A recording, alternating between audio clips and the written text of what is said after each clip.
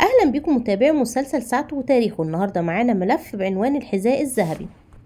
بتبدأ الحلقة بطه اللي ماشي وماسك الموبايل بتاعه وبيتفرج على كلام محمد صلاح، وبيقول ان هو كان بياخد 20 جنيه من باباه وهو رايح النادي كل يوم عشان يركب ب18 ونص او ب19، وهو رايح بيجيب كيس كشري بجنيه او طبق كشري بجنيه وبياكله.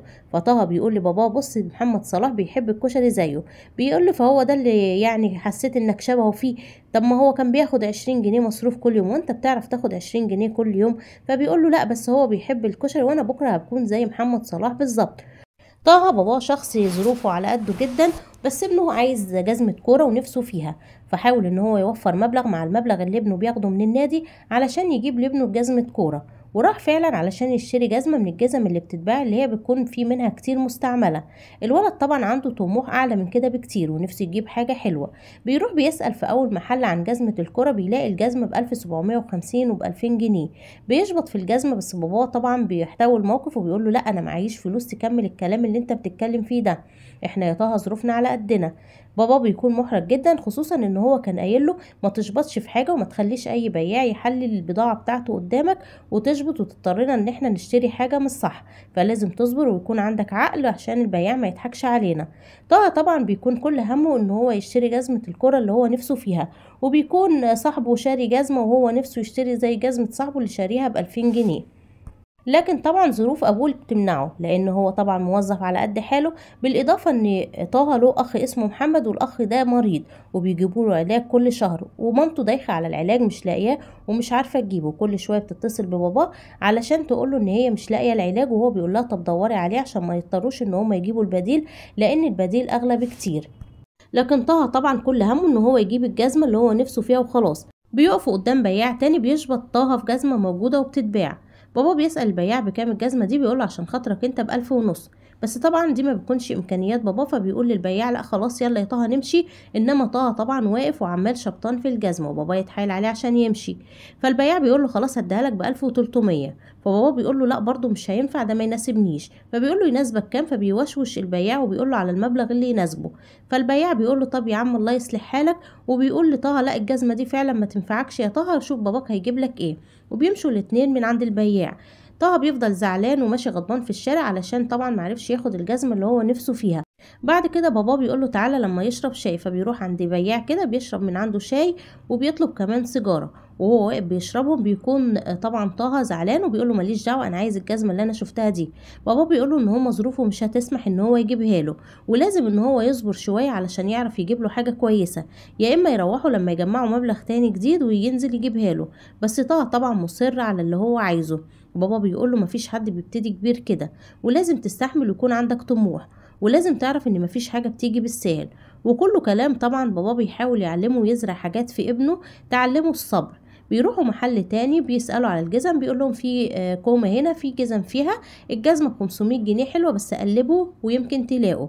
بابا بيخش وبيقول كويس 500 جنيه كويسة. فبيخش يقلب في الحاجة، طبعا طه مش عاجبه بيقف على جنب ما بيرضاش يقرب من باباه وهو بيدور في الجزم.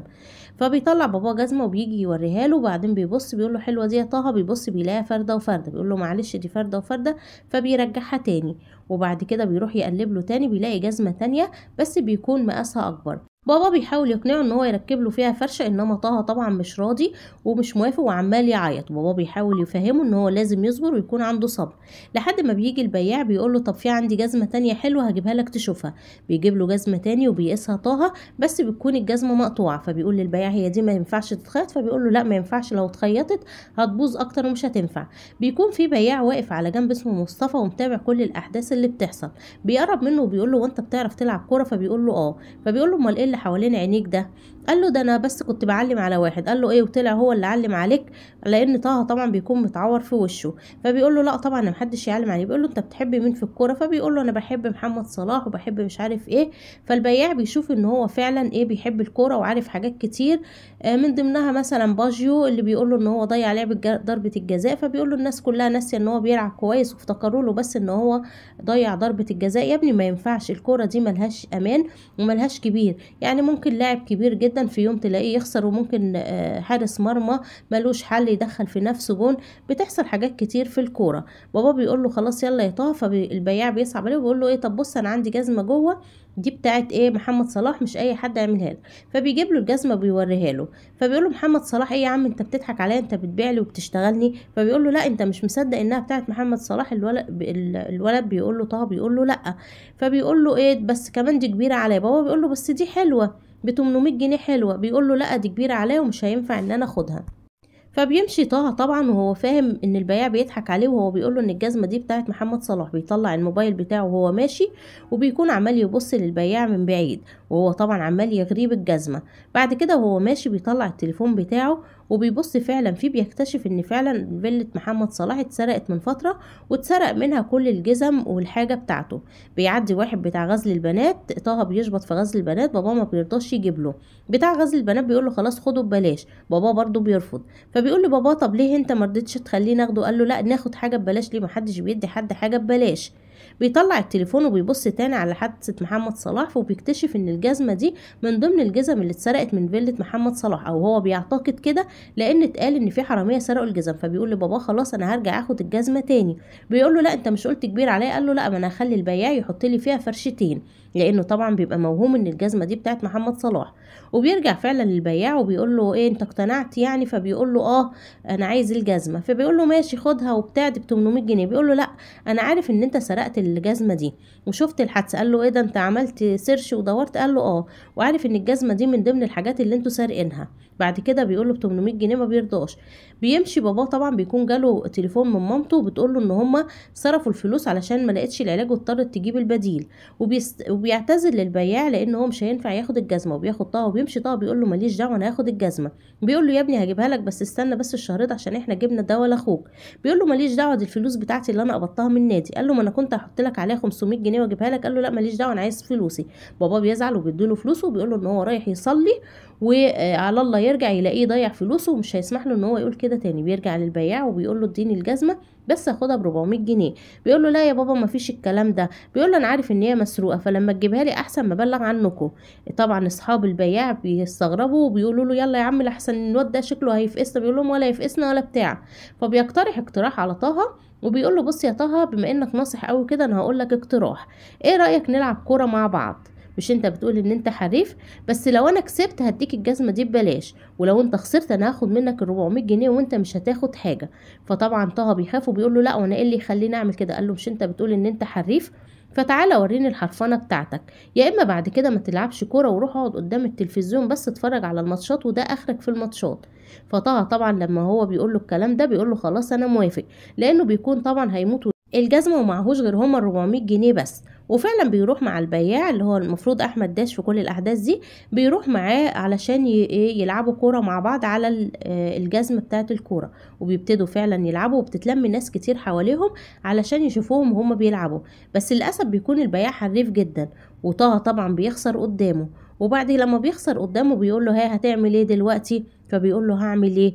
فبيقول له كمل كمل. بيفضلوا برضو يلعبوا تاني شوية، وبعد كده البياع بيقول له انت خسرت، هات بقى يا حبيبي الفلوس. بيعيط طه بس البياع بياخد منه الفلوس ويقول له انت مش راجل قد كلمتك. لحد ما بيجي راجل كبير في السن بيقول له يا عم حرام عليك انت هتاخد الفلوس من عيل صغير. فبيقول له انت مالك انت يا عم؟ فالناس بتمسك في بعضها بسبب ايه طه، وبيقولوا له حرام عليك ده عيل صغير ومش عارف ايه. طه بيبقى واقف بيعيط ومش عارف يعمل ايه، بس الشيطان بيوزه وبيقوم جاري بعيد وهم مشغولين هم كلهم في بعض، وبياخد الجزمه من على جنبه وبيجري. لما بياخدها وبيجري بيكون باباه في الوقت ده مش لاقيه وعمال يدور عليه. بيجري وبيروح لحد باباه. بابا لما بيشوفه بيقول له ايه ده انت كنت فين ومش كنت فين؟ انا خفت عليك، ده انا فكرت انك فلوسك ضاعت منك. بيقول له لا يا بابا بص ده انا جبت الجزمه. قال له جبتها ازاي؟ قال له خدتها بال 400 جنيه. قال له ده انت شاطر، ازاي انت عملت كده؟ قال له انا اقنعت البياع وخدتها. وبعد كده بيمشي مع باباه، وبعدين بيطلع التليفون من جيبه وبيشوف برضو مشهد لمحمد صلاح، وهو بيقول ان هو بيبقى فخور بالناس لما بتقلده وبيقولوا ان من بلدهم طالع واحد زي كده. فلما بيسمع الكلام بتاع محمد صلاح ضميره بيأنبه وبينده باباه اللي كان بيكلم مامته علشان يقول لها ان هو لقى طه بعد ما كان فاكره تاه منه. فبيقول له بابا على فكره انا سرقت الجزمه. قال له سرقتها ازاي انت عملت كده؟ قال له ما الجزمه بتاعت محمد صلاح ومحمد صلاح مش محتاج، وبعدين مش انا اللي سرقتها، ده اللي سرقها انا خدتها، التاني اللي سرقها مش انا. في الوقت ده بيشوفوا الشرطه وهي جايه وقابضين على المتهمين اللي سرقوا الجزم اللي هم الثلاث بياعين. فبيقف طه من بعيد كده وبيبص عليهم، وبعدين بيجري للضابط وبيقول له خد الجزمه دي دي جزمة محمد صلاح. فبيرد البياع وبيقول له لا يا عم جزمة محمد صلاح، لا يا باشا دي جزمة معفنة اصلا مش بتاعت محمد صلاح ولا حاجة. وما بيبقاش طبعا باين هل هي فعلا جزمة صلاح اللي ضاعت منه او اتسرقت منه، ولا البياع بيقول كده علشان يقول للولد ان هي حلال عليه.